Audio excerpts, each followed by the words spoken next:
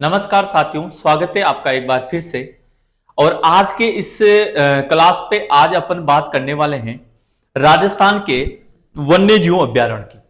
और वन्य जीव अभ्यारण्य में अपन जो है दूसरा एपिसोड जो है यहाँ पे चल रहा है, आपके दूसरी क्लास यहाँ पे होने वाली है।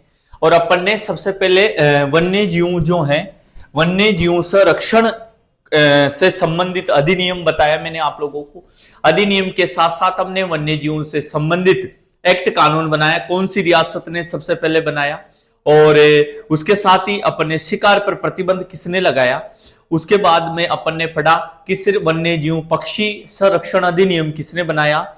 ऐसे संपूर्ण जो अधिनियम थे, जो प्रयास थे वन्य जीवों का संरक्षण, उनकी सुरक्षा के लिए जो प्रयास शुरू से लेकर अब तक किए गए, यानी कि सबसे पहले जो प्रयास किया वो किया मौर्य सम्राट अशोक ने तीसरी शताब्दी में वन्य जीवों की सुरक्षा के संबंधित प्रयास किया साहब। तो ऐसे ही अपन सारी चीजों को कल की क्लास में जान चुके हैं। अब आगे से आगे अपन बढ़ेंगे भाई। हाँ, अब जो है आगे से आगे चीजों को अपन तैयार करने वाले हैं। तो यहां पर देखते हैं अपन, सबसे पहले यहां पर देखते हैं कि गुरुजी अगर बात करने जा रहे हैं अपन नेक्स्ट जो क्लास जो होगी अपने आप लोगों के, उसमें आप लोगों के रणथंभौर नेशनल पार्क चलेगा भाई, है ना। वन्य जीव अभ्यारण्य का पार्ट टू जो है, पार्ट टू जो है ये आ चुका है। और ये जो आप लोगों के चलने वाला है अब राष्ट्रीय उद्यान, वो है आपका कौन सा राष्ट्रीय उद्यान है, वो है साथियों आपका रणथंभौर राष्ट्रीय उद्यान। चलिए तो डाल लीजिएगा टॉपिक, डाल लीजिएगा टॉपिक यहां पे। चलिए, रणथंभौर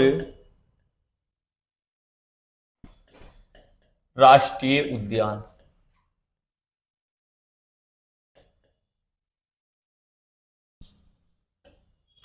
रणथंभौर राष्ट्रीय उद्यान, चलिए।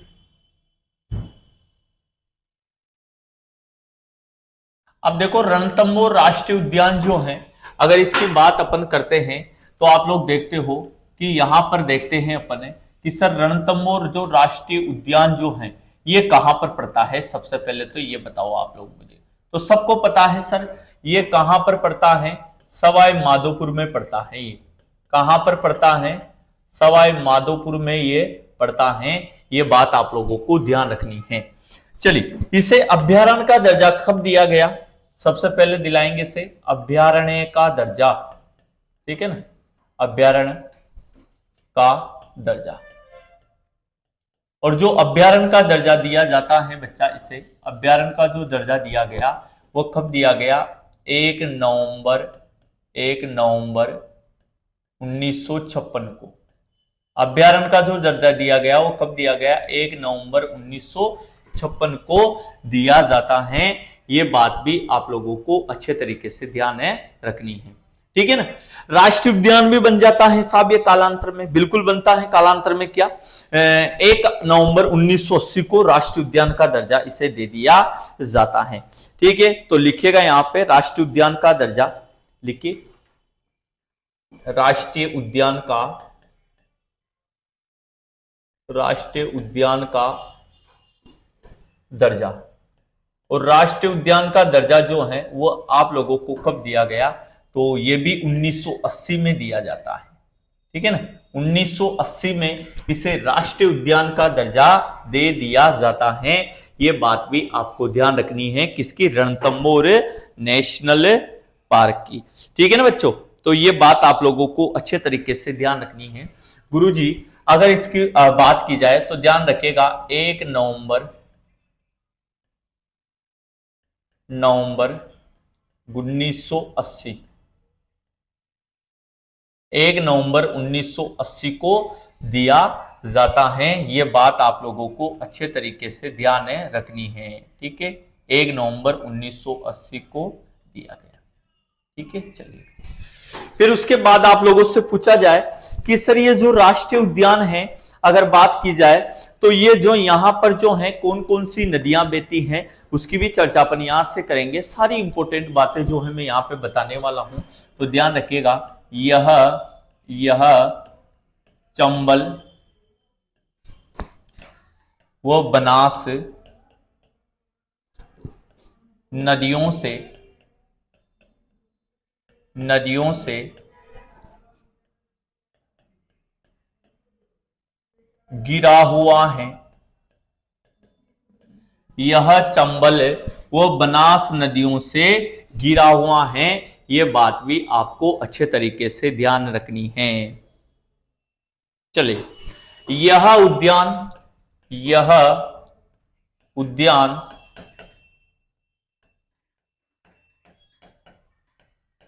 अरावली व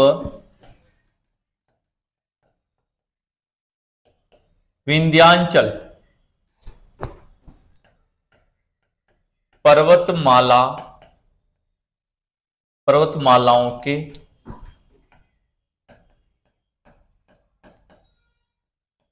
संगम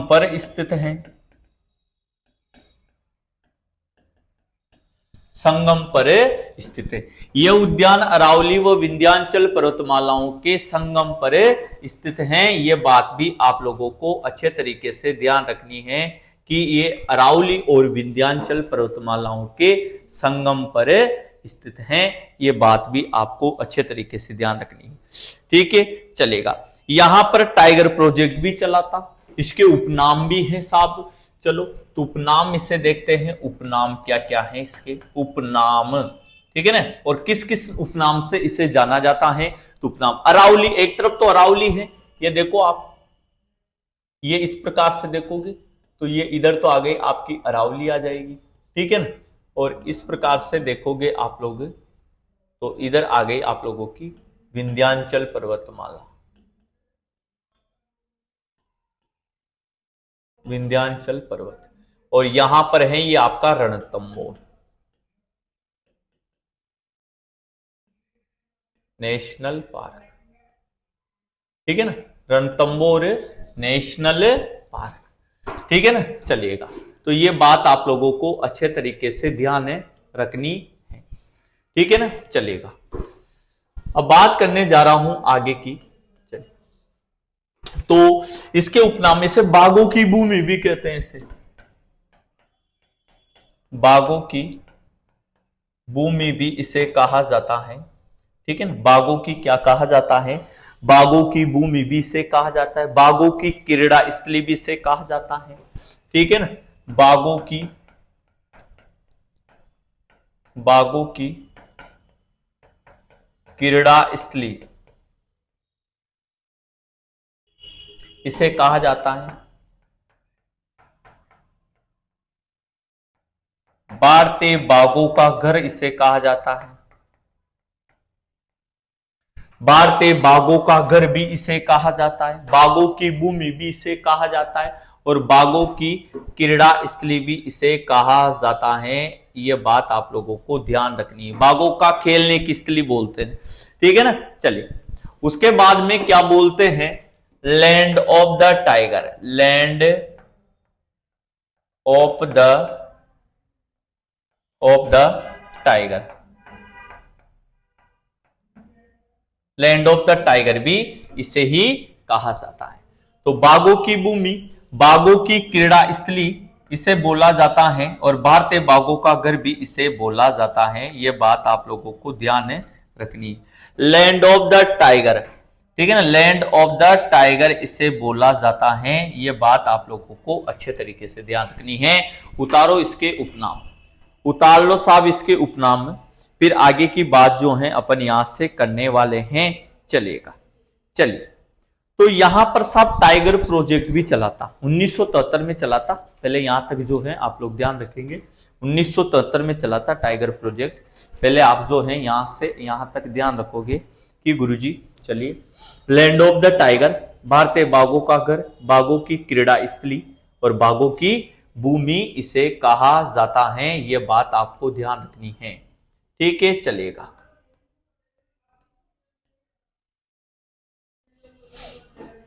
अब नेक्स्ट जो बात आती है बच्चों, यहां पर टाइगर प्रोजेक्ट भी चलाता है। 1 नवंबर 1956 को अभ्यारण्य बना, 1 नवंबर 1980 को राष्ट्रीय उद्यान बनता है। चंबल बनास नदियां यहां से बहती हैं। ये बात आप लोगों को अच्छे तरीके से ध्यान रखनी है, ठीक है ना। ये उद्यान अरावली और विंध्याचल पर्वतमालाओं के संगम पर है। इसके उपनाम बाघों की भूमि, बाघों की क्रीड़ा स्थली और बाघों का घर और लैंड ऑफ द टाइगर इसे कहा जाता है। यह बात आप लोगों को ध्यान रखनी पड़ेगी बच्चा, ठीक है ना, लैंड ऑफ द टाइगर। चलिए अब टाइगर प्रोजेक्ट कब चलता है इसमें, चलिए तो यहां पे डालो बाघ परियोजना, बाघ परियोजना और हो जाए टाइगर प्रोजेक्ट, टाइगर प्रोजेक्ट, ठीक है ना, बाघ परियोजना और टाइगर प्रोजेक्ट, ठीक है ना। ये कब चलता है साहब, तो ये चला 1973 में। टाइगर प्रोजेक्ट जो चलता है आपका, ये कब चलता है, ये चलता है 1973 में चलता है। ये बात आप लोगों को ध्यान रखनी है, टाइगर प्रोजेक्ट 1973, ठीक है साहब। ये राजस्थान की प्रथम बाघ परियोजना थी। इससे पहले कहीं पे भी बाघ परियोजना नहीं आई, क्योंकि 1978 में सरिस्का में आई थी। तो यहां पे लिख सकते हो, यह राज्य की प्रथम बाघ परियोजना है। यह राज्य की प्रथम बाघ परियोजना 1973 में टाइगर प्रोजेक्ट आया था बच्चों। यह बात आप लोगों को ध्यान रखनी है, ठीक है ना, चलेगा। तो ये कहां है, सवाई माधोपुर, करौली, टोंक, बूंदी में है, ठीक है ना। ये टाइगर प्रोजेक्ट जो है ये कहां है, अगर इसको देखते हैं अपन तो विस्तार देख लो यहां पे, सवाई माधोपुर,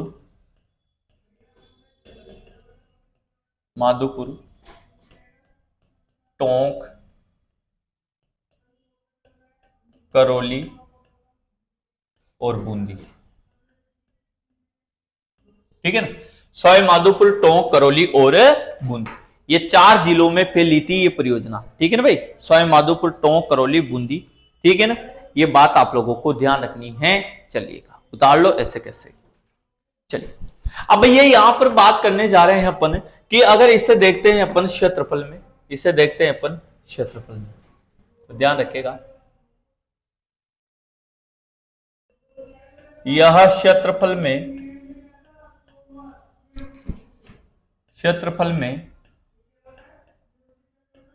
दूसरी सबसे बड़ी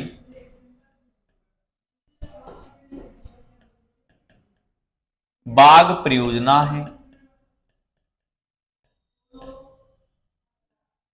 यह क्षेत्रफल में दूसरी सबसे बड़ी बाघ परियोजना है।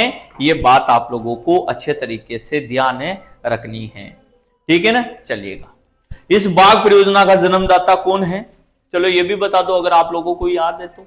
टाइगर प्रोजेक्ट का जन्मदाता कौन है, ठीक है ना। टाइगर प्रोजेक्ट का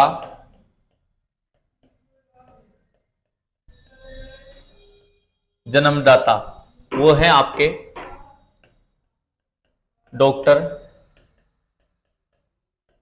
कैलाश सांकला, डॉक्टर कैलाश सांकला।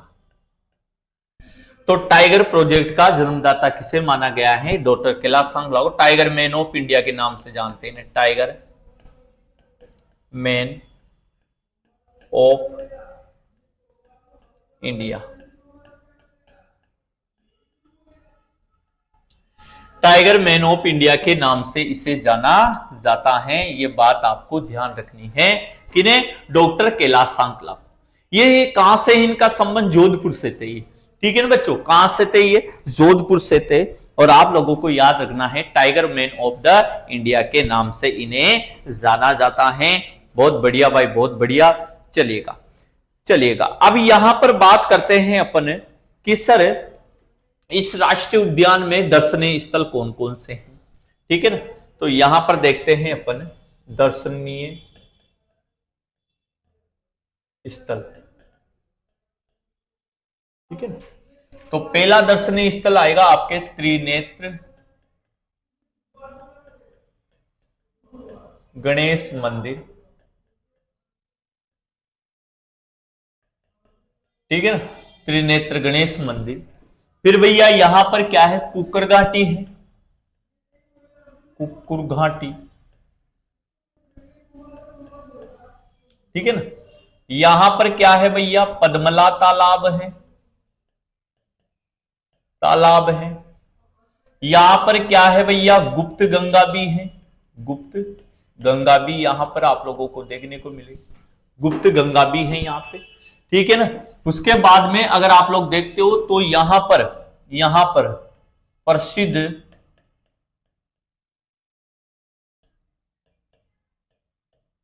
प्राचीनतम प्राचीनतम शिवलिंग,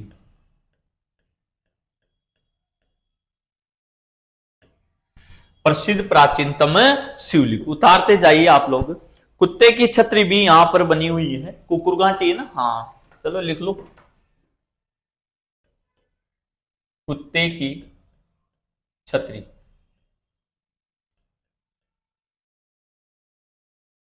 कुत्ते की छतरी भी यहां पर बनी हुई है, ठीक है ना। चलो, तो ये बातें आप लोगों को ध्यान रखनी पड़ेगी। उसके बाद में भैया यहां पर क्या है, उसके बाद त्रिनेत्र गणेश जी का मंदिर बताई दिया मैंने। एक महल है यहां पे, बताओ तो आप लोगों, जोगी महल, हाँ जी गुरुजी, जोगी महल भी यहां पर ही है,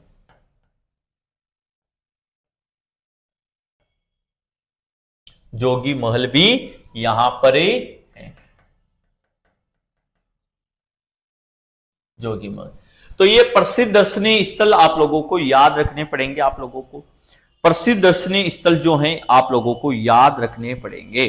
चलिएगा, अब सब जो राष्ट्रीय उद्यान है उसका क्षेत्रफल कितना है, अभी तो मैंने बताया नहीं आप लोगों को कि क्षेत्रफल कितना आएगा राष्ट्रीय उद्यान का। चलिए वो भी देखते हैं। तो ये दर्शनीय स्थल जो है आप लोग याद रखोगे, और क्षेत्रफल की बात मैं यहां से करता हूं। चलिए, अच्छा 2 स्लाइड हो जाएगी, कोई बात। तो यहां पर बात करने जा रहा हूं मैं यहां पे, तो देखिएगा,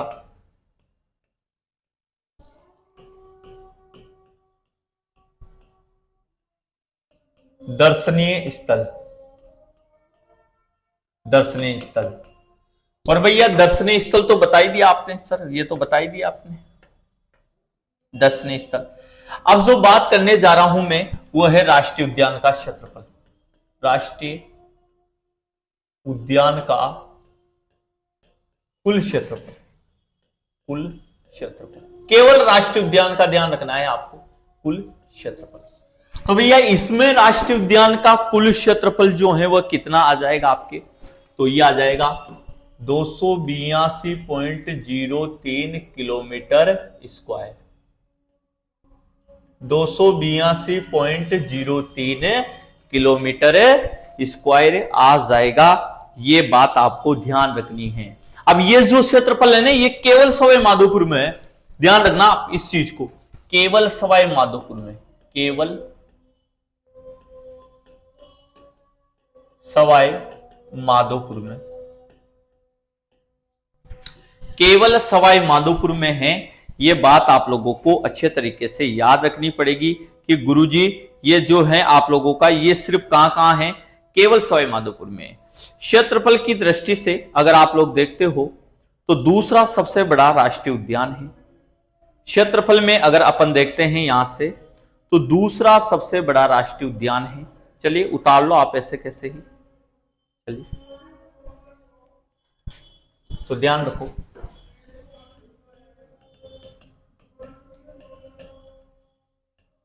क्षेत्रफल की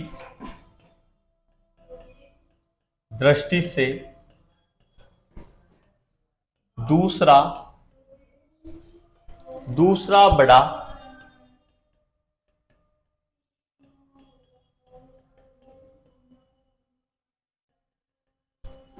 राष्ट्रीय उद्यान है।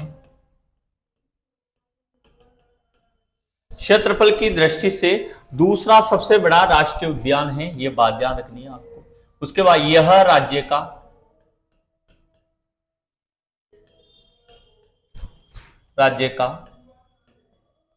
प्रथम राष्ट्रीय उद्यान है।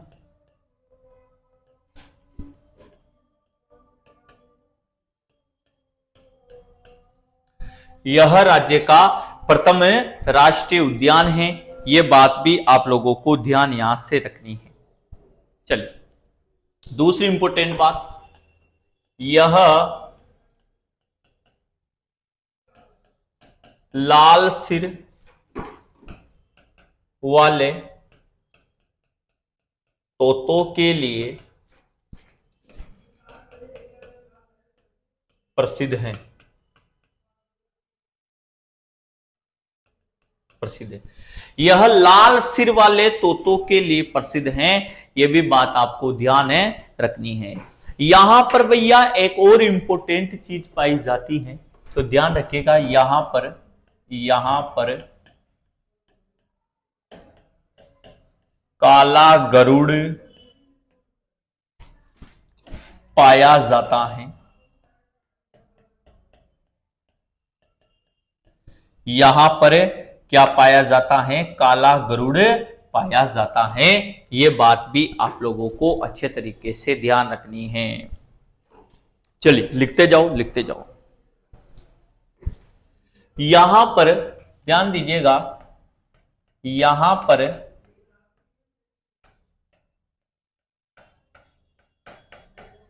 सीताफल व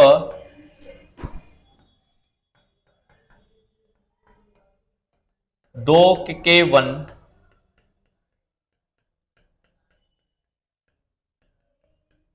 पाए जाते हैं। यहां पर सीताफल व दोक के वन पाए जाते हैं। ये बात भी आपको ध्यान रखनी है। ठीक है, चलेगा। तो लिखते जाइए आप लोग, सीताफल व दोक के वन। ठीक है ना, वृक्ष भी यहां पर पाए जाते हैं। वृक्ष कर लो, एक ही बात है।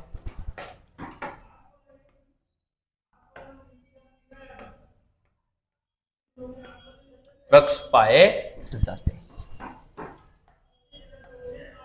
ठीक है ना। उसके बाद में यहां पर बात करते हैं अपन, तो यहां पर जलाशय कौन कौन से? प्रमुख जलाशय,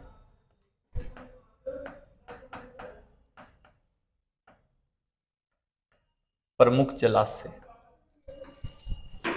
यहां पर आप लोगों से पूछा जाए कि जलाशय कौन कौन से हैं, यहां पर अगर बात की जाए तो पद्मला तालाब मैंने बता ही दिया। ठीक है ना, पद्म तालाब है यहां पे। ठीक है ना बच्चा, मैंने पहले बता दिया था। प्रमुख जलाशय पद्म तालाब है। बिल्कुल गुरुजी, पद्म तालाब है यहां पे। जोगी महल इसी के किनारे हैं, इसी के किनारे हैं। जोगी महल जो है आपका, वो इसी के किनारे हैं। ये बात आप लोगों को ध्यान रखनी है। पद्म तालाब जो है, जोगी महल इसी के किनारे। चलिए फिर दूसरा मलिक तालाब है यहां पे। हाँ बच्चा, मलिक तालाब भी है यहां पे। मलिक तालाब भी है यहां पर। ठीक है ना, यहां पर मलिक तालाब भी है, राजबाग तालाब भी है और लोहपुर झील भी है। बिल्कुल, राजबाग तालाब भी है यहां पे। राजबाग तालाब भी है यहां पर। बिल्कुल गुरुजी, राजबाग तालाब भी है यहां पर और लोहपुर झील भी है यहां पर। लोहपुर झील भी है यहां पर। ठीक है ना, तो ये बात आप लोगों को अच्छे तरीके से ध्यान रखनी है। लोहपुर झील भी है यहां पर। चलेगा, तो उतार लो ऐसे। इस प्रकार से आप लोग जो है इसे लिखिएगा। चलिए इसे लिख लीजिएगा कि सर राजबाग तालाब, लोहपुर झील, मलिक तालाब भी यहां पर आपको देखने को मिलेगा। ठीक है, चलेगा। अब आगे की बात अपन करते हैं साथियों। यहां से पहले आप जो है इसका स्क्रीनशॉट ले लो, जिससे कोई समस्या नहीं आए आप लोगों की। स्क्रीनशॉट ले लो साहब।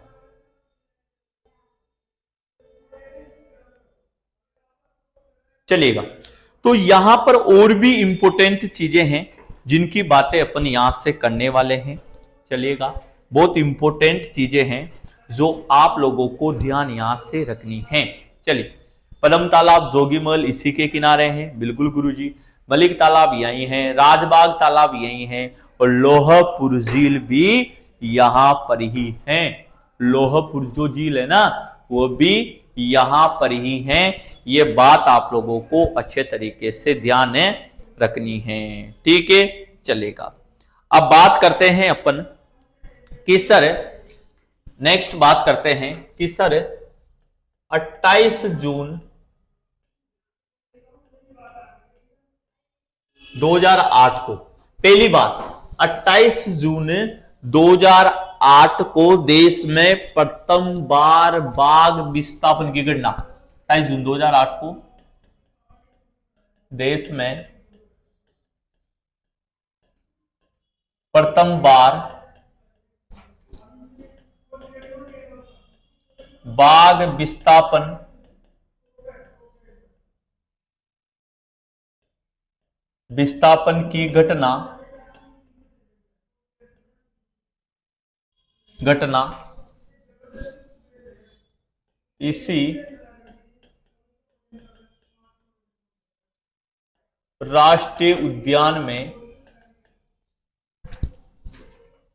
घटना इसी राष्ट्रीय उद्यान में हुई थी।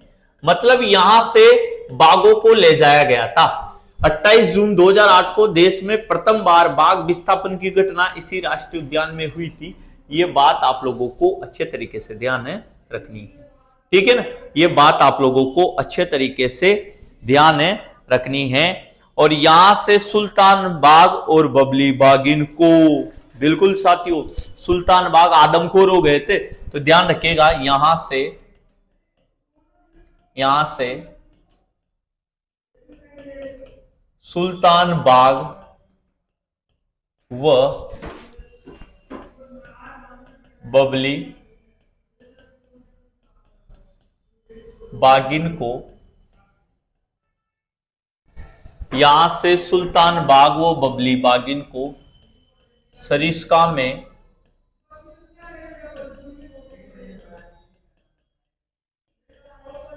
हेलीकॉप्टर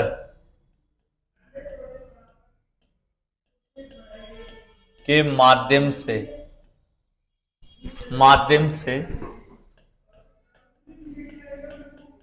ले जाया गया। ये बात ध्यान रखना। यहां से सुल्तान बाग व बबली बागिन को किससे लेके गए थे? सरिस्का में। सरिस्का जो है अभ्यारण्य अलवर में है। सरिस्का में हेलीकॉप्टर के माध्यम से ले जाया गया था। याद रखना मेरे साथी, याद रखना, पूछे जाने वाली इंपॉर्टेंट चीज है, ये बात भी आपको ध्यान रखनी है। चलिएगा, अब यहां पर T16 जो है, अगर मैं देखता हूं यहां पे T16, यहां पर अगर मैं बात करूं यहां पे T16 और T16 जो है ये किसका नाम है? तो ये भैया बबली बागिन का नाम है क्या? बिल्कुल गुरुजी नहीं, बबली बागिन तो अलग है, ये मछली बागिन का नाम है। हाँ, तो ध्यान रखिएगा, यह मछली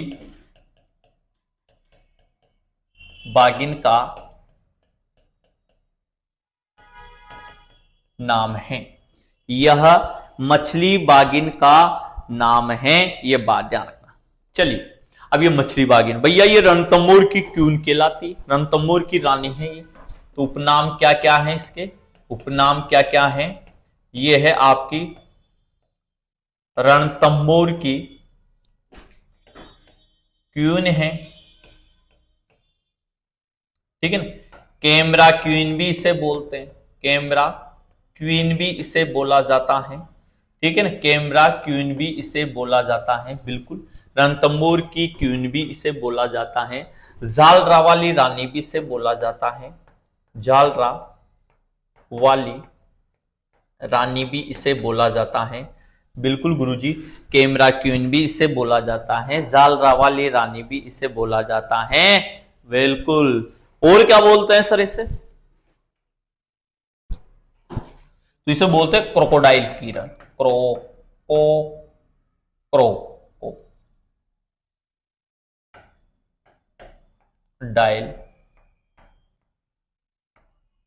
किलर भी इसे बोला जाता है, क्रोकोडाइल किलर भी इसे बोला जाता है। ये बात आपको ध्यान रखनी है, ठीक है ना। तो ये आप लोगों के सभी किसके नाम है, इसी के नाम है। लेडी ऑफ द लेक भी इसे बोला जाता है, रणतंबोर लेडी ऑफ द लेक भी इसे बोला जाता है, लेडी ऑफ द लेक भी इसे बोला जाता है, ठीक है ना। कैमरा क्वीन भी, जालरा वाली रानी और क्रोकोडाइल किलर भी इसे बोला जाता है, ठीक है, चलेगा। तो ये बात आपको ध्यान रखनी है, ठीक है ना। ये बात आप लोगों को अच्छे तरीके से ध्यान रखनी है, चलिएगा। तो लिख लो यहां पर, चलिए लिख लो यहां पर। ऐसे कैसे, आप तो स्क्रीनशॉट ले लो, फिर आगे की बात जो है मैं आप लोगों को बताते जाऊंगा। आप लोग जो है स्क्रीनशॉट ले लो यहां से, ठीक है ना, स्क्रीनशॉट लेते जाओ, फिर आगे की बात जो है मैं बताता जाऊंगा आप लोगों को।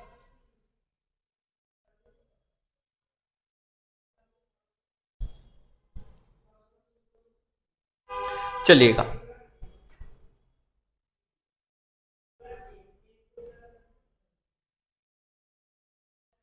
आप लिखेंगे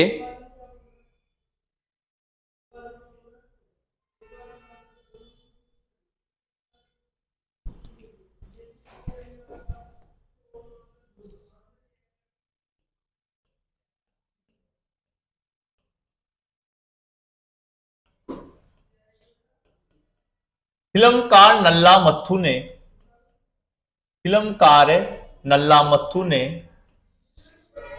मछली बागिन पर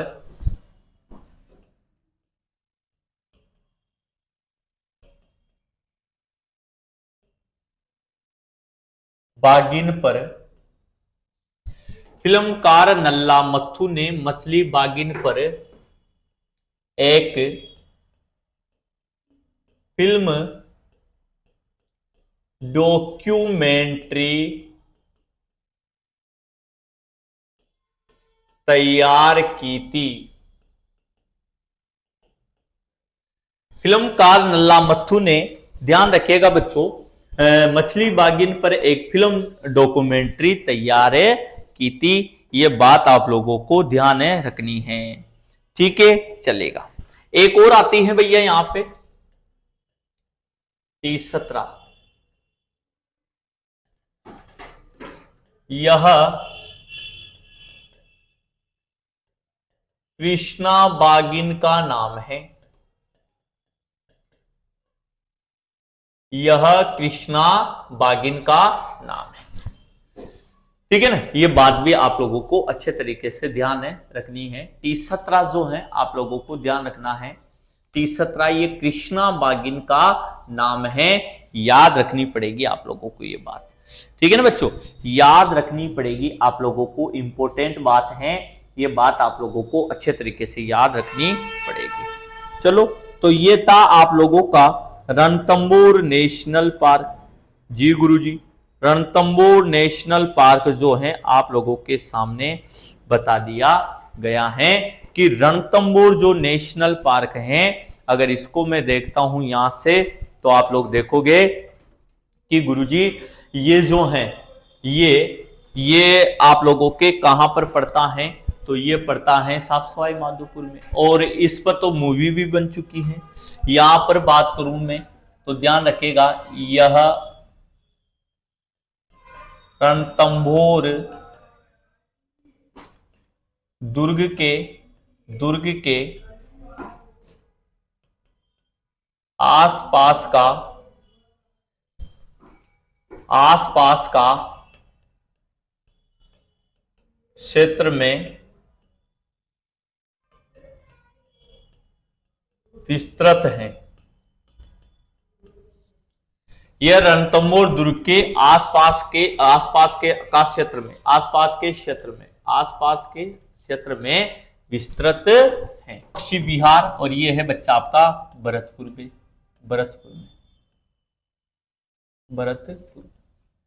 ठीक है। अब गुरुजी से अभ्यारण्य का दर्जा कब दिलाया गया, चलिए अभ्यारण्य का दर्जा देते हैं अपन, तो ध्यान दो यहां पे। अभयारण्य का दर्जा। और अभयारण्य का दर्जा जो दिया जाता है वो कब दिया गया? 1956 में दिया गया। 1956 में इसे अभयारण्य का दर्जा दे दिया जाता है। गुरुजी, तो ये तीन जो राष्ट्रीय उद्यान थे, ये आप लोगों के अभयारण्य बात करते हैं अपन, तो ये राष्ट्रीय उद्यान में शामिल हो गए थे, ठीक है ना, चलेगा। और अभयारण्य का दर्जा इसे मिल चुका है। अब बात करते हैं अपन आगे की, चलेगा। उसके बाद में इसे इसे राष्ट्रीय उद्यान का दर्जा कब दिया गया? राष्ट्रीय उद्यान का दर्जा, और ये दिया जाता है 27 अगस्त 1981 को, ठीक है ना भाई, ये बात ध्यान रखना। उसके बाद विश्व प्राकृतिक धरोहर में शामिल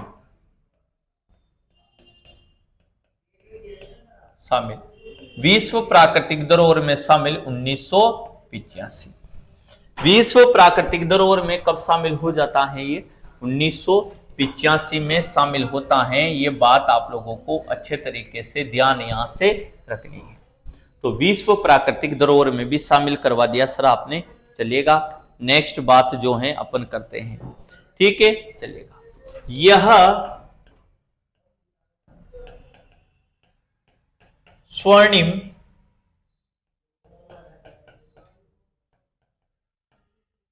त्रिकोण पर स्थित है। यह स्वर्णिम त्रिकोण पर स्थित है। कैसे गुरुजी? तो देखो यहां पे, यहां पर स्वर्णिम त्रिकोण पर स्थित है बच्चा। यह बात आप लोगों को अच्छे तरीके से ध्यान रखनी है।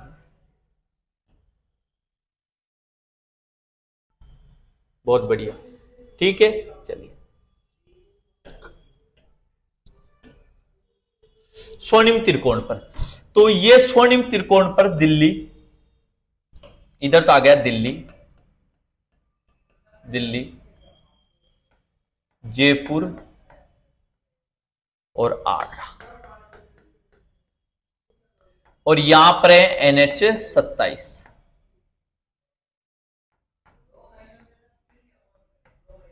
NH 27, ठीक है ना। और यहां पर आप लोगों का केवलादेव आ जाएगा, ठीक है ना, NH 27 पर। तो ये स्वर्णिम त्रिकोण पर स्थित है, ध्यान रखिएगा। यहां पर गंभीर व बाणगंगा नदियां,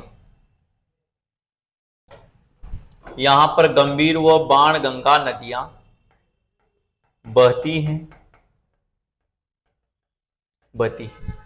यहां पर गंभीर और बाणगंगा नदियां बहती हैं। ये बात भी आप लोगों को अच्छे तरीके से ध्यान इसमें रखनी है। दो नदियां याद रखनी है, गंभीर और बाणगंगा नदी। चलिए, तो लिखिएगा यहां पर नेक्स्ट, ये तो लिख लो आप लोग साथ के साथ ही, ये तो लिख लीजिएगा। और नेक्स्ट बात जो है यहां पे करने वाले हैं, चलिए, केवलादेव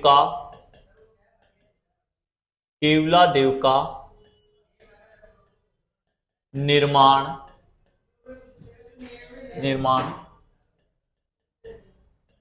भरतपुर के शासक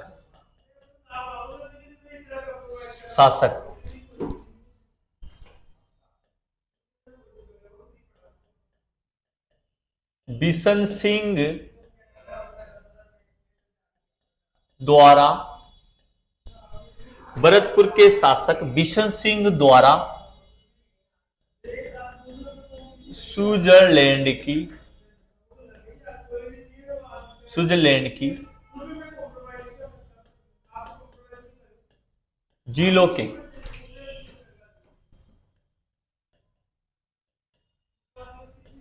आधार पर करवाया गया,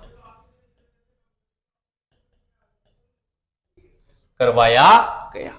स्विट्जरलैंड की झीलों के आधार पर करवाया गया। किसने करवाया था आप लोगों के?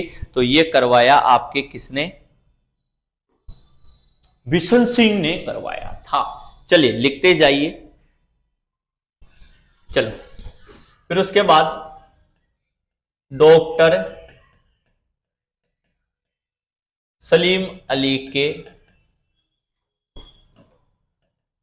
प्रयासों से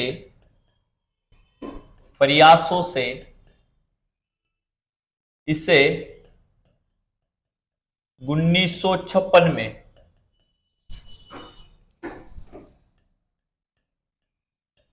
अभयारण्य का दर्जा दिया गया। डॉक्टर सलीम अली के प्रयासों से इसे अभयारण्य का दर्जा 1956 में अभयारण्यों का दर्जा दिया गया। ये बात आप लोगों को ध्यान रखनी है। चलिए, यह राज्य का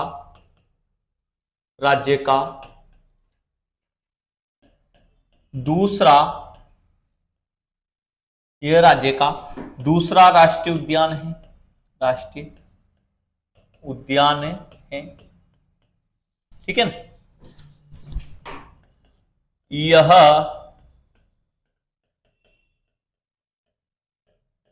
क्षेत्रफल की दृष्टि से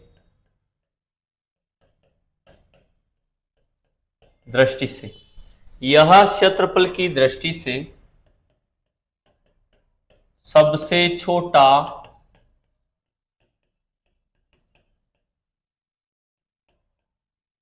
छोटा राष्ट्रीय उद्यान है।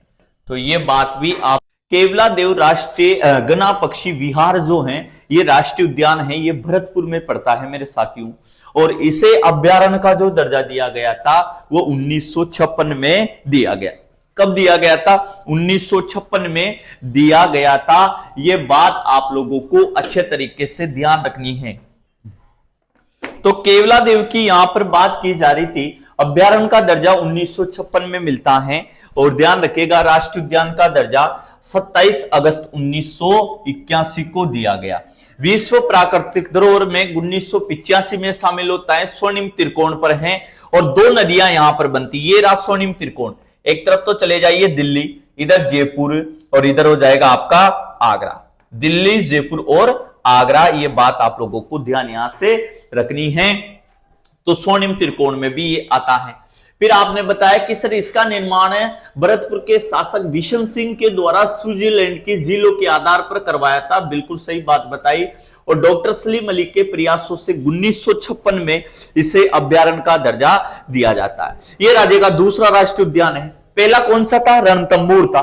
पहला कौन सा था? रणथंभौर था। ये दूसरा है और क्षेत्रफल में सबसे छोटा है बच्चा। ये एक बात ध्यान रखिएगा आप लोग कि गुरुजी क्षेत्रफल में ये सबसे छोटा है। ये बात आप लोगों को ध्यान रखना है कि गुरुजी क्षेत्रफल में सबसे छोटा है। तो इसका कुल क्षेत्रफल कितना है?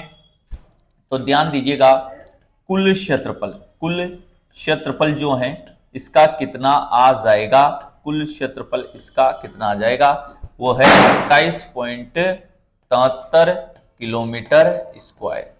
28.73 किलोमीटर स्क्वायर आ जाएगा कुल क्षेत्रफल। ठीक है ना बच्चे, ये बात ध्यान रखेगा। यह राजस्थान की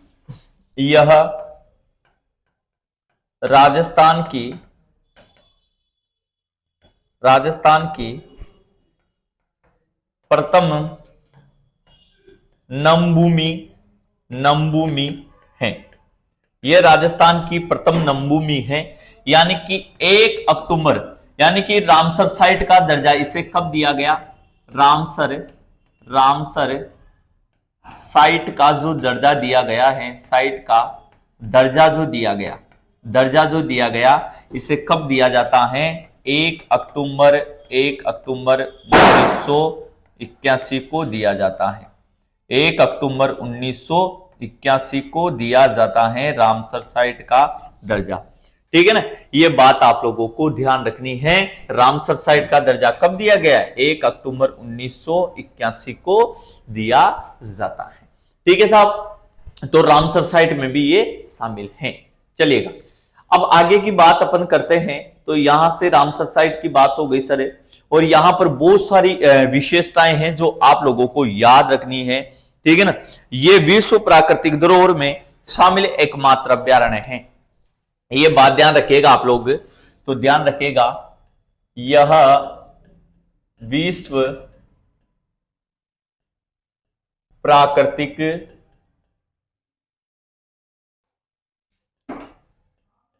धरोहर में शामिल,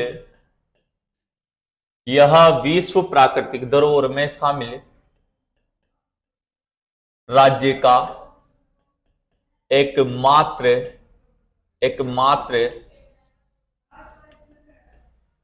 अभ्यारण्य है। यह विश्व प्राकृतिक धरोहर में शामिल राज्य का एकमात्र अभ्यारण्य है। पहले शामिल हो गया था, कब हुआ था? 1985। पहले लिखवा दी ये बात मैंने, 1985 में शामिल है। 1985 में इसे शामिल किया गया। तो ये लाइन भी बहुत इंपॉर्टेंट है। ठीक है ना, ये बात ध्यान रखिएगा, ये लाइन भी बहुत इंपॉर्टेंट है। ये एशिया में पक्षियों की सबसे बड़ी प्रजनन स्थली है। ये बात ध्यान रखिएगा, यह एशिया में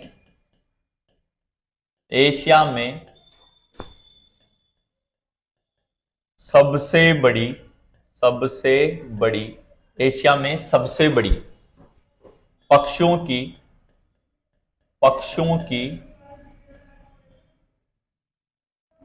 प्रजनन स्थली है।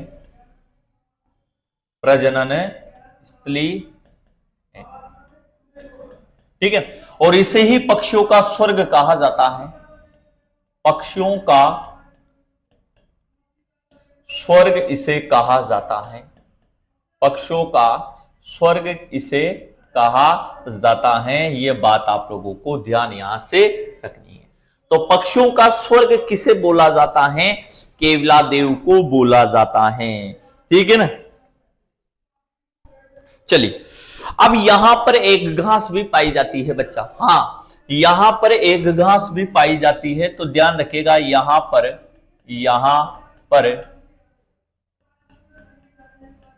एंचा नामक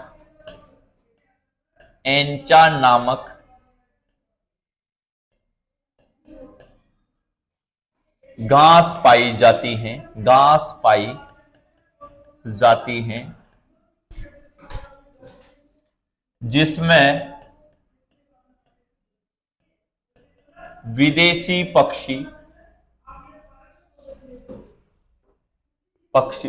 पक्षी उलझकर मर जाते हैं। पक्षी उलझकर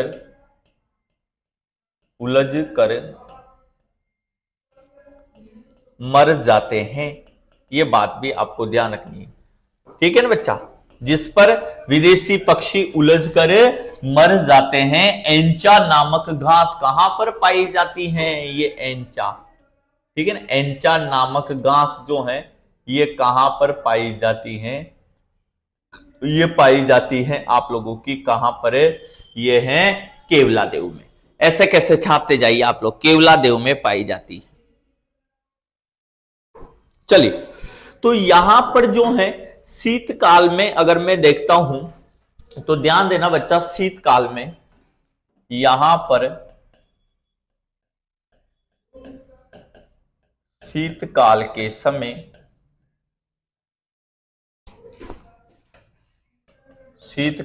समय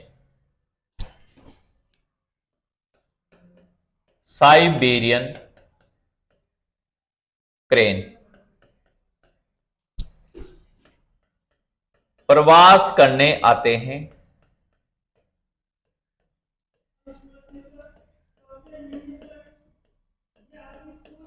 यहां पर शीतकाल के समय साइबेरियन क्रेन पक्षी जो हैं वो प्रवास करने यहां पर आते हैं। ये बात आपको ध्यान रखनी।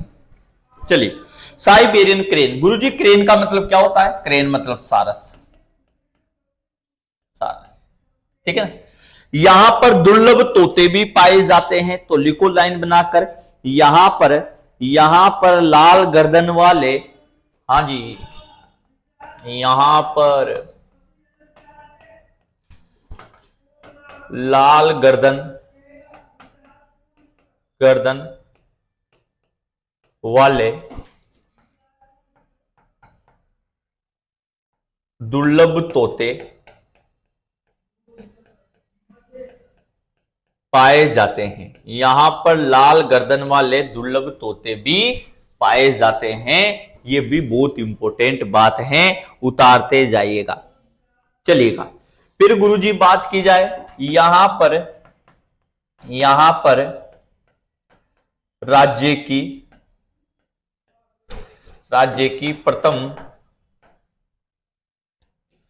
की प्रथम पक्षी प्रयोगशाला भी है यहां पे, ठीक है ना बच्चों।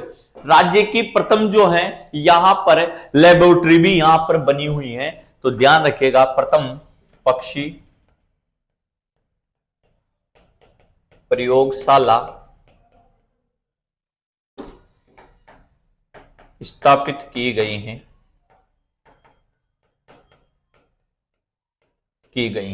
उतारते जाइए। यहां पर राज्य की प्रथम पक्षी प्रयोगशाला, या फिर कह सकते हो यानी कि वन्यजीव प्रयोगशाला भी यहां पर स्थापित की गई है, ठीक है ना। चलिएगा, तो यहां पे एक और ये वन्यजीव प्रयोगशाला भी यहां पर स्थापित की गई हैं। ये बात आपको ध्यान यहां से रखनी है, ठीक है ना। वन्यजीव प्रयोगशाला भी यहां पे स्थापित की गई हैं, अच्छे तरीके से आप लोगों को ध्यान रखनी है। चलिएगा, फिर बात करते हैं अपन आगे की। तो क्षेत्रफल में सबसे बड़ा है सही गुरुजी, ये तो छोटा है सही। और यहां पर बात की जाए तो ध्यान रखिएगा, इसी उद्यान में बहुत इंपॉर्टेंट बातें हैं जो आपको याद रखनी पड़ेगी। कि क्या है सर? कि यहां पर अगर बात की जाए तो इस उद्यान में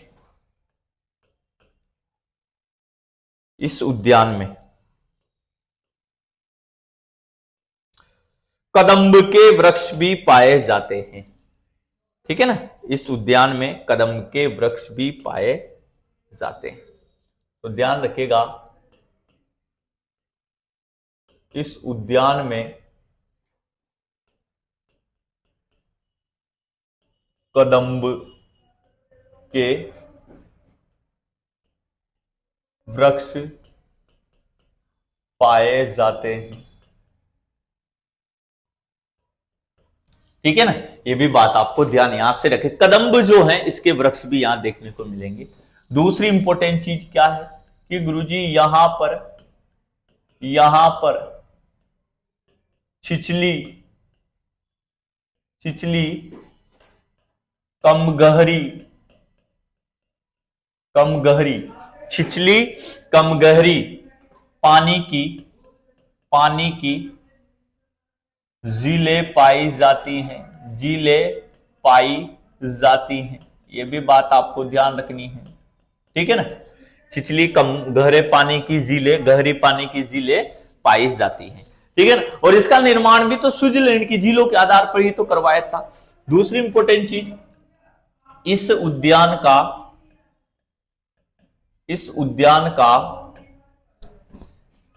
1/3 भाग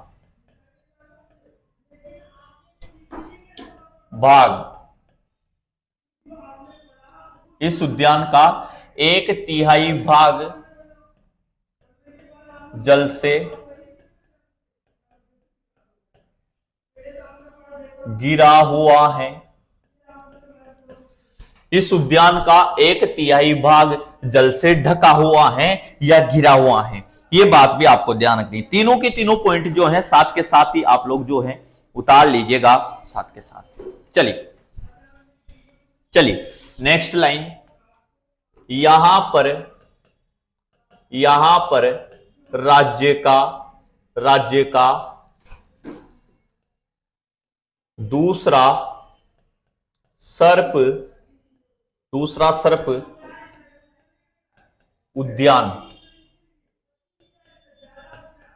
स्थापित किया गया है, उद्यान स्थापित किया गया है।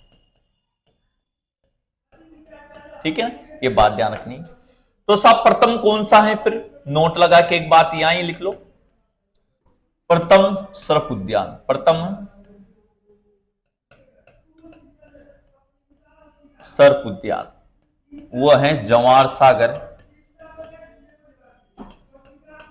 जवाहर सागर कोटा में। यहां है बच्चों, राजस्थान का प्रथम सर्प उद्यान कहां है, वो है आपका जवाहर सागर कोटा में है। ये बात भी आपको अच्छे तरीके से ध्यान यहां से रखनी है। तो राज्य का प्रथम सर्प उद्यान तो जवाहर सागर में और दूसरा कहां है, कोटा में है। चलिए यहां पर पाइथन पॉइंट्स पर, पाइथन पॉइंट पर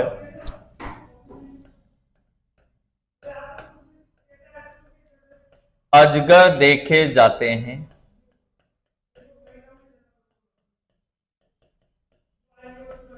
अजगर देखे जाते हैं। यहां पर पाइथन पॉइंट्स पर क्या देखे जाते हैं, अजगर भी यहां पर देखे जाते हैं। भैया बहुत इंपॉर्टेंट है, बहुत सुंदर राष्ट्रीय उद्यान है, ये बात आप लोगों को ध्यान यहां से रखनी है। ठीक है ना, चलेगा। उसके बाद में पक्षियों की सबसे बड़ी प्रजनन स्थली जो है मैं आप लोगों को करवाई चुका हूं। ठीक है ना, चलेगा। तो इस उद्यान में जलापूर्ति,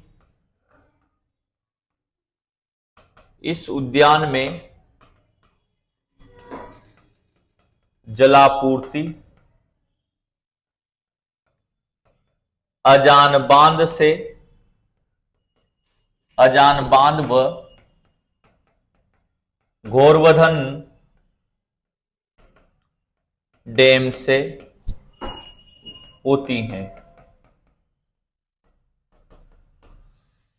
इस उद्यान में जो जलापूर्ति होती है वो होती है आपकी अजान बांध व गोवर्धन डैम से होती है। ये बात आप लोगों को अच्छे तरीके से ध्यान रखनी है, अजान बांध व गोवर्धन डैम से होती है। ठीक है ना, ये बात भी आपको ध्यान रखनी है। तो यहां पर जलापूर्ति जो है वह इनसे होती है, ये बात आप लोगों को ध्यान रखना है। चलेगा। तो गोवर्धन डैम जो है ये यमुना नहर से निकाला गया है। ठीक है ना, ये बात ध्यान रखनी है आपको। चलेगा। यहां पर पक्षी भी मिलते हैं साहब, बहुत सारे अलग अलग पक्षी हैं, तो यहां पर ध्यान रखिएगा। यहां पर 250 से 300, 250 से 300 स्वदेशी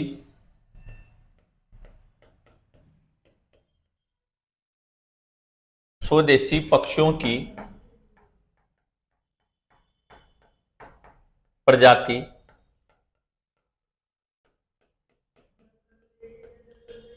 पाई जाती है।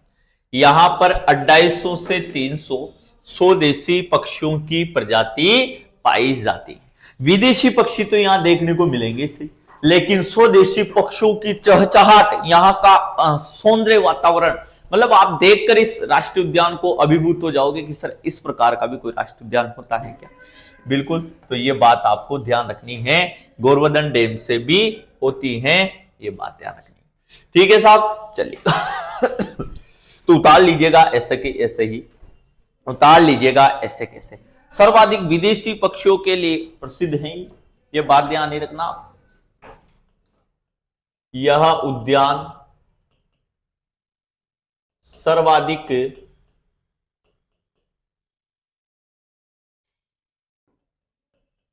विदेशी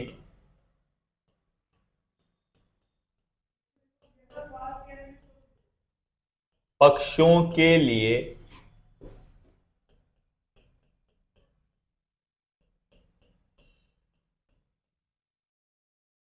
प्रसिद्ध है। ठीक है ना। ये बात आप लोगों को ध्यान रखनी है कि गुरुजी कौन कौन से पक्षी यहां पर आएंगे। अगर देखते हैं अपन तो यहां पर देखेंगे अपन साइबेरियन सारस, क्रेन जिसे बोलते हैं आप लोग, क्रेन। ये कहां से आती है?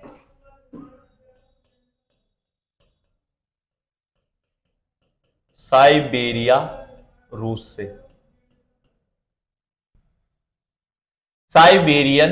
साइबेरिया रूस से आती हैं। ये बात आपको ध्यान, साइबेरियन क्रेन। भैया साइबेरिया जो है ठंडा क्षेत्र है और ये यहां से ये पक्षी प्रवास करने के लिए आता है। ऐसे कैसे याद रखो आप, ठीक है ना, चलेगा। फिर है आपका ग्रे लेगुच।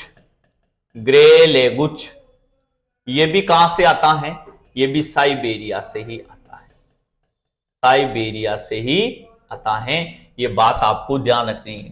पिनटेल पक्षी, हाँ गुरुजी पिनटेल भी यहां पर ही देखने को मिलेगा आपको। पिनटेल पक्षी भी आप लोगों को ध्यान रखना है बच्चों कि गुरुजी ये यूरोप से आता है, ये यूरोप से आता है। फिर महाबक,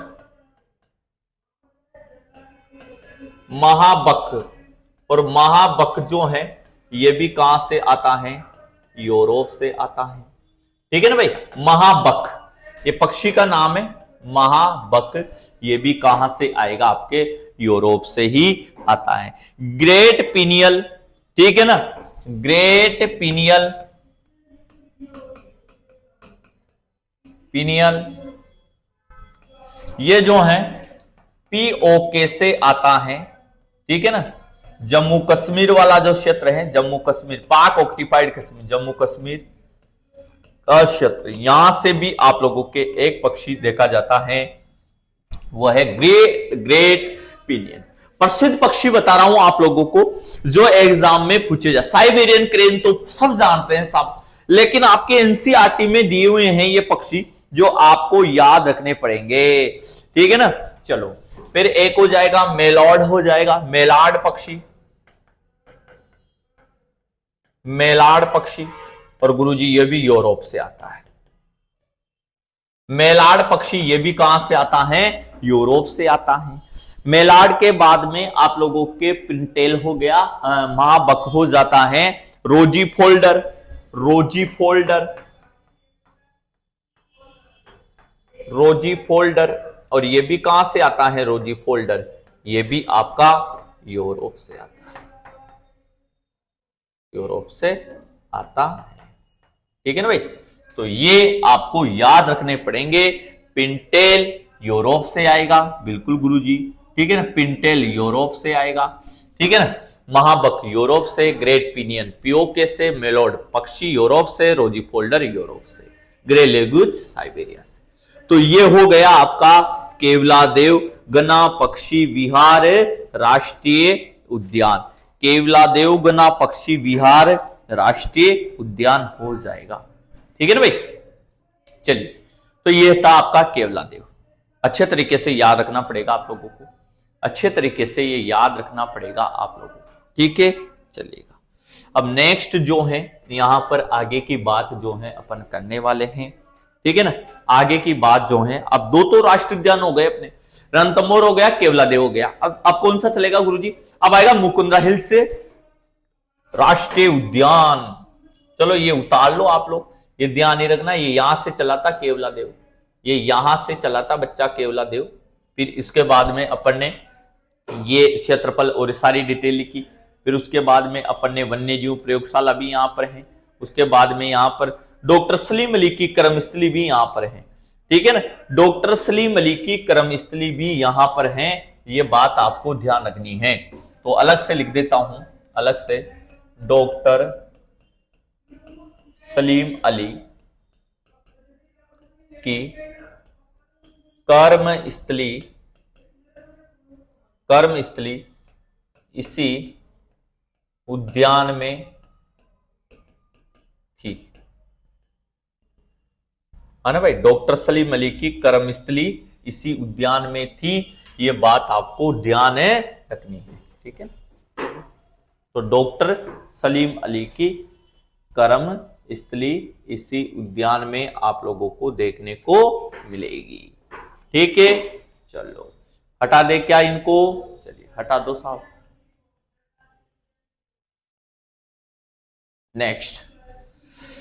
नेक्स्ट जो है, अब आपके राष्ट्रीय उद्यान जो आएगा बच्चा, एक बार ध्यान दीजिएगा, बहुत पक्षियों के लिए प्रसिद्ध है ये, पक्षी पूछ ले जाते हैं यहाँ। साइबेरियन क्रेन, इतनी डिटेल लिखवा दी मैंने, मेन सारे फैक्ट लिखवा दी, इसमें एक भी चीज गलत नहीं होगी आपकी। कोई सा भी क्वेश्चन आ जाए आज दिन तक बाहर नहीं निकला, ये बात ध्यान रखिएगा आप लोग।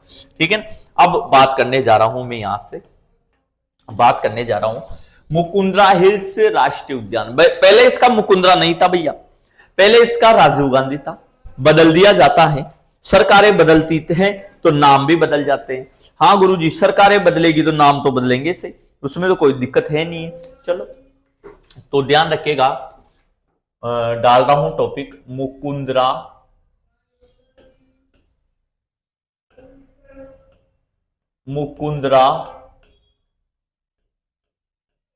Hills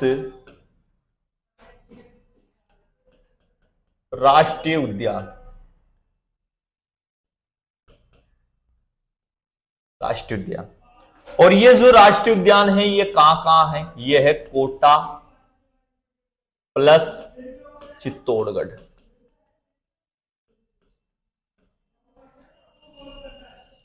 Kota plus Chittorgarh. Mukundra hills जो है ये कौन से दो जिलों में, राष्ट्रीय उद्यान की बात कर रहा हूं तो कौन से दो जिलों में है, कोटा प्लस चित्तौड़गढ़। चलो अब भैया जी राष्ट्रीय उद्यान का दर्जा भी इसे मिल चुका है। बिल्कुल गुरुजी, तो इसे राष्ट्रीय उद्यान का जो दर्जा दिया जाता है, आप देखते हैं तो राष्ट्रीय उद्यान का दर्जा, उद्यान का दर्जा, और ये दिया जाता है आपके 9 नवंबर 2012 को। राष्ट्रीय उद्यान का जो दर्जा दिया जाता है वो दिया जाता है 9 नवंबर 2012 को दिया गया। ये बात आप लोगों को अच्छे तरीके से ध्यान रखनी है। ठीक है, चलो छापते जाइए। ठीक है, चलिएगा। इसका प्राचीन नाम क्या था, तो दर्रा अभ्यारण्य था। प्राचीन नाम अगर मैं देखता हूं इसका प्राचीन नाम तो शुरू में था ये दर्रा अभ्यारण्य। शुरू में क्या था इसका प्राचीन नाम गुरुजी, दर्रा अभ्यारण्य था। बिल्कुल गुरुजी। दर्रा कहां, कोटा में। दर्रा कहां भैया, कोटा में, सुना होगा, कोटा और झालावाड़ में। बिल्कुल गुरुजी, तो दर्रा जो था ये कोटा और झालावाड़ में था। ठीक है ना, ये बात ध्यान रखिएगा, कोटा प्लस झालावाड़। ठीक है ना, पूछ लेता है वो इसका पहले नाम क्या था, तो कोटा और झालावाड़ में विस्तृत था। अभ्यारण्य का दर्जा कब दिया होगा इसे, अभ्यारण्य का दर्जा, और अभ्यारण्य का दर्जा जो दिया गया वो किसे दिया गया, कब दिया गया, 1 नवंबर 1955। 1 नवंबर 1955 को इसे अभ्यारण्य का दर्जा दिया गया था। ये बात आपको ध्यान रखिएगा। ठीक है ना, चलिए। अब साहब होता क्या है कि मुख्यमंत्री जी के द्वारा इसका नया नाम कर दिया फिर, तो ध्यान रखिएगा, यहां पे लिखो मुख्यमंत्री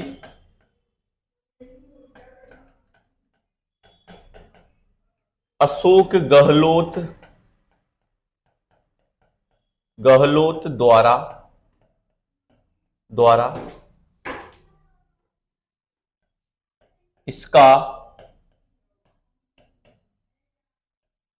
नाम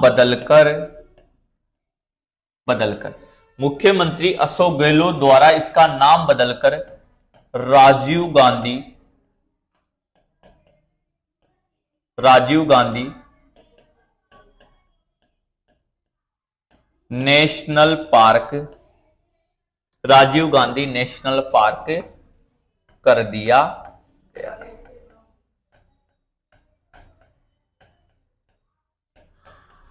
तो ध्यान रखना, मुख्यमंत्री अशोक गहलोत के द्वारा इसका नाम बदलकर क्या कर दिया, राजीव गांधी नेशनल पार्क कर दिया। ये बात अब और बदलेगा, अभी तो नाम जो है बच्चे और इसमें परिवर्तित होएगा कि सर वसुंधरा राज्य सरकार ने फिर इसका नाम बदल कर क्या कर दिया, मुकुंदरा हिल्स नेशनल पार्क कर दिया। तो ये भी बात ध्यान रखनी है आप लोगों को। तो किसके द्वारा बदला जाता है भैया, मुख्यमंत्री अशोक गहलोत जी के द्वारा। फिर ध्यान रखिएगा मुख्यमंत्री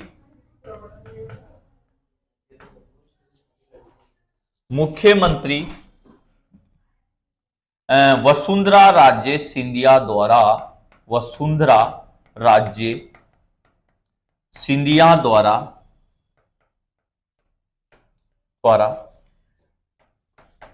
इसका नाम बदलकर, इसका नाम बदलकर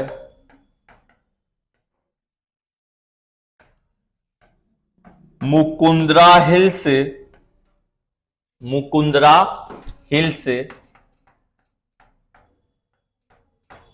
राष्ट्रीय उद्यान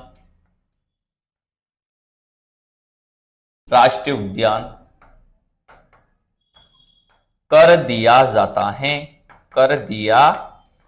जाता है। यालो साहब, अब इसका नया नाम अभी प्रेजेंट टाइम में क्या है, मुकुंदरा हिल्स नेशनल पार्क। ठीक है ना, तो ये बात ध्यान रखनी है, दोनों बातें। सर्वप्रथम इसका नाम राजीव गांधी हो जाता है, जबकि इसका प्राचीन नाम दर्रा था। दर्रा कोटा झालावाड़ में था। अभ्यारण्य का दर्जा 1 नवंबर 1956 को इसे दिया जा चुका था। लेकिन यहां पर सरकारें बदलती है तो नाम भी चेंज होंगे। फिर दोबारा नाम चेंज हो गया, यानी कि 2 बार नाम चेंज हुआ है इसका। एकमात्र राष्ट्रीय उद्यान है जिसका 2 बार जो है ये नाम चेंज हुआ है। बिल्कुल सही बात बताई। अब सर ये ऐसा कब किया होगा, मुकुंदरा हिल्स कब हो गया इसका नाम, तो थोड़ा सा लिख सकते हो आप लोग यहां पे। ये 2006 में हुआ था भैया, 2006 में नाम परिवर्तित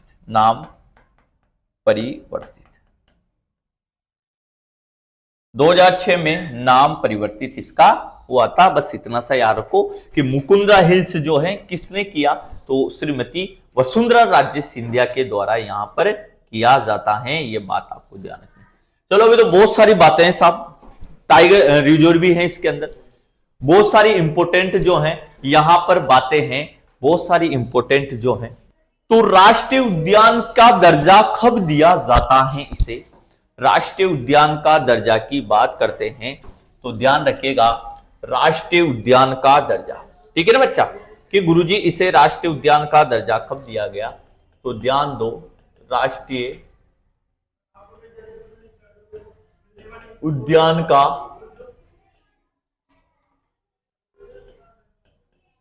दर्जा 9 जनवरी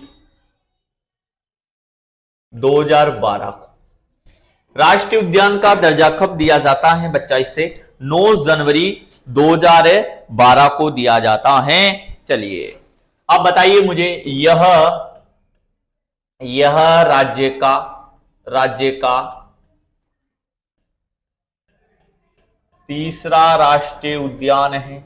यह राज्य का तीसरा राष्ट्रीय उद्यान है। यह राज्य का कौन से नंबर, पहला तो आपको बता ही दिया मैंने रणथंभौर, दूसरा केवलादेव और तीसरे नंबर का यही है भैया, यही है। ये बात ध्यान रखना है।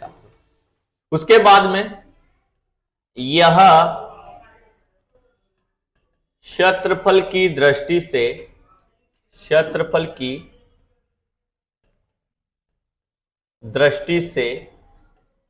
राज्य का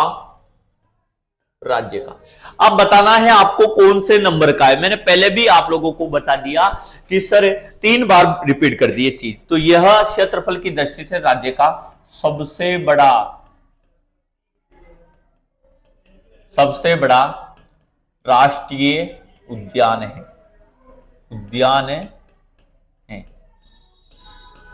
यह बात आपको दे, यह क्षेत्रफल की दृष्टि से राज्य का सबसे बड़ा राष्ट्रीय उद्यान किसे माना गया है, माना क्या गया है, यही है बच्चा, यही है कि गुरुजी कुल क्षेत्रफल कितना है, फिर कुल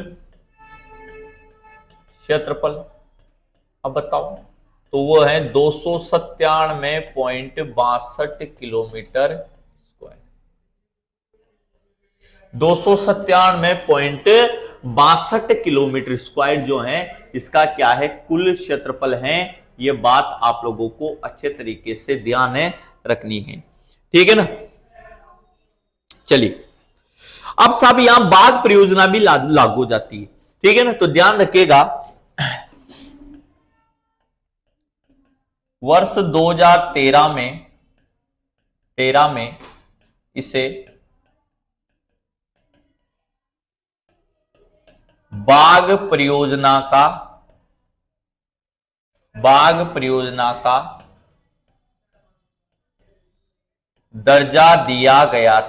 दर्जा दिया गया। वर्ष 2013 में इसे बाघ परियोजना का दर्जा दिया गया, जो राज्य की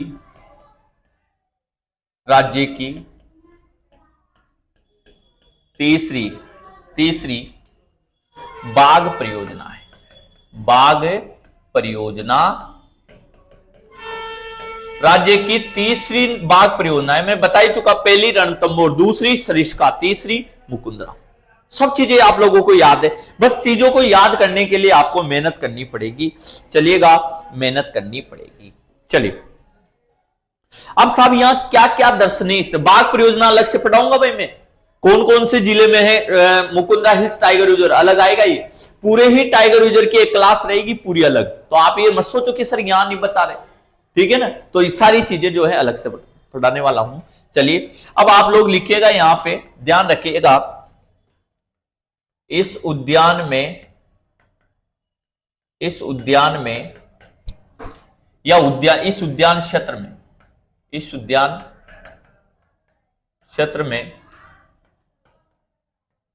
राजस्थान का दूसरा ताजमहल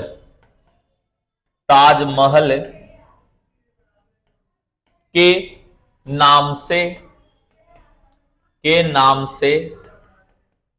प्रसिद्ध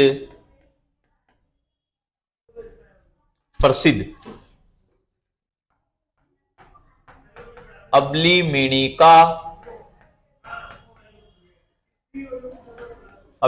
का महल स्थित है,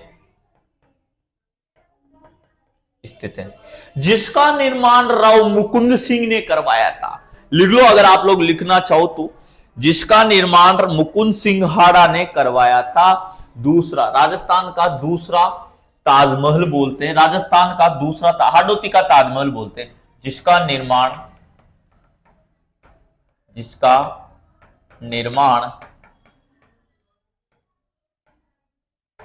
मुकुंद सिंह हाड़ा ने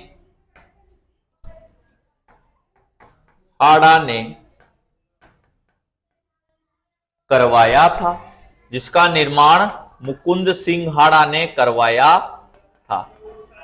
यह बात भी आपको ध्यान रखनी है, यह बात कि अबली बीनी का महल स्थित है, जिसका निर्माण मुकुंद सिंह हाड़ा ने करवाया था। दूसरी सबसे इंपॉर्टेंट बात, इसे हाड़ौती का ताजमहल भी कहते हैं। इसे हाड़ौती का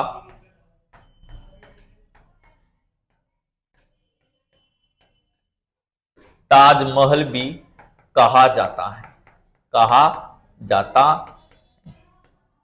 तो यह भी बात आपको ध्यान रखनी।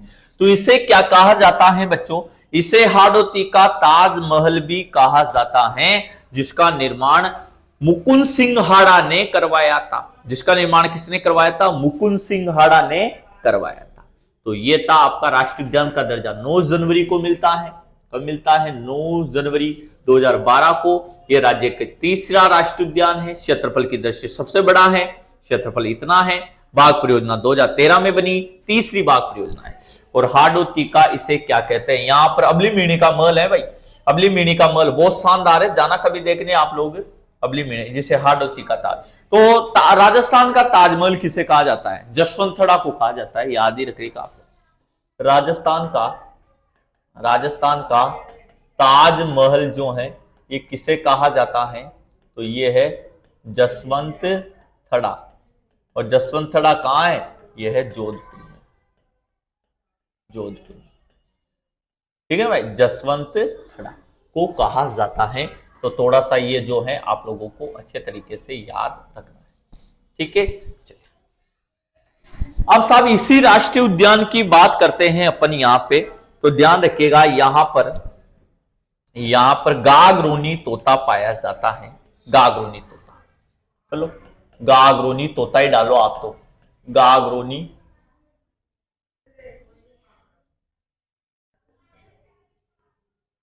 गागरोनी तोता, तोता गागरोनी तोता। ठीक है ना। और गागरोनी तोता का वैज्ञानिक नाम क्या है? ठीक है ना। तो इसे बोलते हैं साहब अलेक्जेंड्रिया पेराकिट। क्या है बच्चा? अलेक्जेंड्रिया पेराकिट। ठीक है ना, गागरोनी। इसे इसे सलीम अली ने हीरामन तोता कहा था। बिल्कुल गुरुजी, ये बात भी पूछी जाती है। उपनाम क्या है इसका? उपनाम हिंदुओं का आकाश लोचन। हिंदुओं का आकाश लोचन इसे कहा गया है। हिंदुओं का आकाश लोचन इसे कहा गया। वैज्ञानिक नाम भी लिख लो साहब इसका, वैज्ञानिक नाम भी लिख लीजिएगा। अभी बताया ना मैंने आपको वैज्ञानिक नाम, वैज्ञानिक नाम वह है आपके अलेक्जेंड्रिया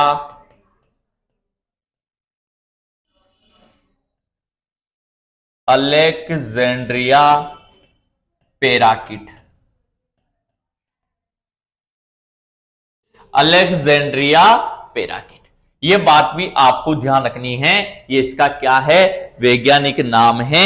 चलिएगा, स्थानीय भाषा में इसे टुईया भी कहा जाता है। हाँ भैया, ध्यान रखिएगा, स्थानीय भाषा में, स्थानीय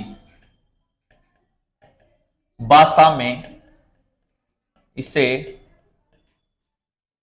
टुईया भी कहा जाता है। टुईया भी कहा जाता है। स्थानीय भाषा में इसे टुईया भी कहा जाता है।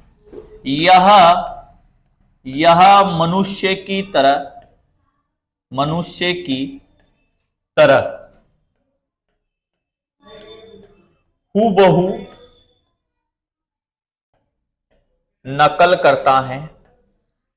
हूबहू नकल करता है, ये बात आपको ध्यान रखनी है। तो रानी पद्मिनी के बारे में इसने ही बताया था सर्वप्रथम, जिसको भी बताया। ठीक है ना। तो ये बात आप लोगों को अच्छे तरीके से ध्यान रखनी गया। आप लोगों का ध्यान रखेगा गागरोनी तोता। गुरुजी यहां पर ओदिया क्या है? ओदिया, ओदिया क्या है? तो देख लो ओदिया। तो ध्यान रखिए, राष्ट्रीय उद्यान क्षेत्र में, राष्ट्रीय उद्यान क्षेत्र में अवलोकन स्तंभ, अवलोकन स्तंभ ओदिया है। ओदिया है राष्ट्रीय उद्यान क्षेत्र में अवलोकन स्तंभ क्या है? ओदिया है। यह बात भी आप लोगों को ध्यान रखनी। मुकुंदरा की पहाड़ियां, तो यहां पर मुकुंदरा की पहाड़ियां भी है गुरुजी। मुकुंदरा की पहाड़ियां, और यहां से प्राचीनतम मानव के शिल चित्र प्राप्त हुए हैं। पत्थरों पर चित्र अगर कहीं मिले तो यहां पर मिले मुकुंदरा की पहाड़ियों से। तो लिखो प्राचीनतम आदि मानव के शिल चित्र प्राप्त हुए हैं। लिखेगा प्राचीनतम आदि मानव के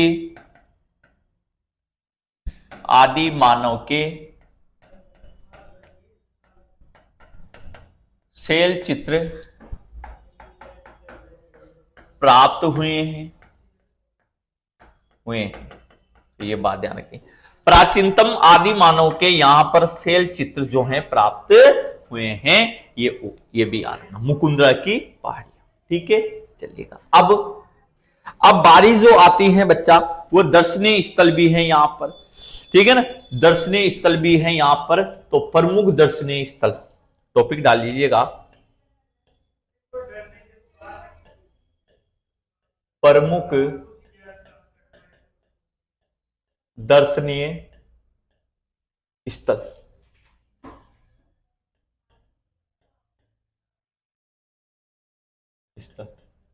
प्रमुख दर्शनीय स्थल। ठीक है ना भाई।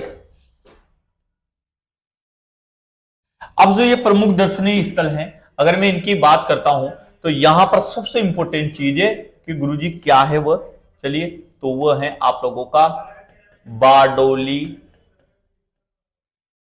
बारडोली का शिव मंदिर। गुप्तकालीन है, बहुत प्राचीनतम है। ठीक है ना, सबसे प्राचीनतम है ये। ठीक है ना, ये बात ध्यान रखनी है आपको। बारडोली का शिव मंदिर भी यहां पर है।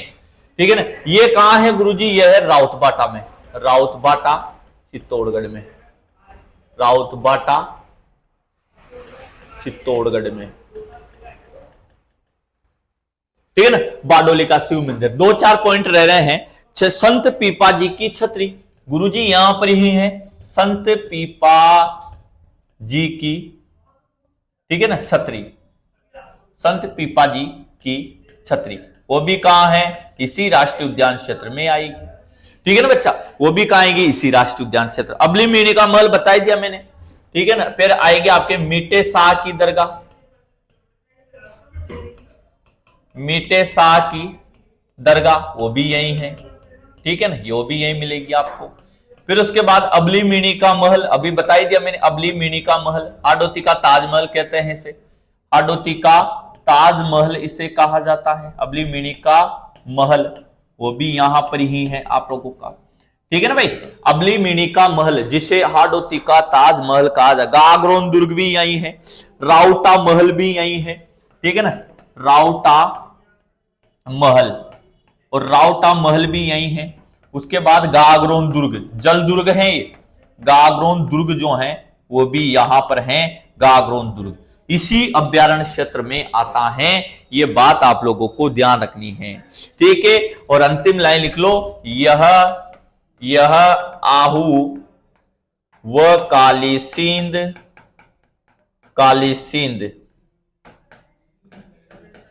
नदियों के संगम पर स्थित है।